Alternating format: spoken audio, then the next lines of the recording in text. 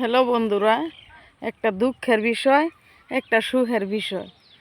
তো মা গেছিল ডাক্তারের কাছে।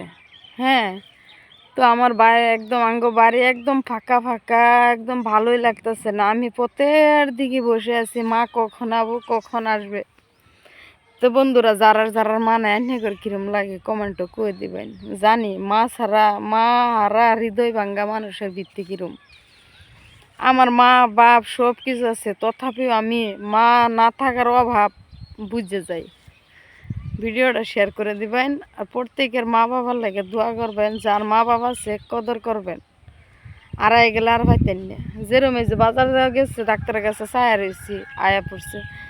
যদি না ফেরা দেশে চলে যেত, কোথেকে আইতো, আর আসবে না। মানিক একবার আড়াই গেলে আর পাওয়া যায় না।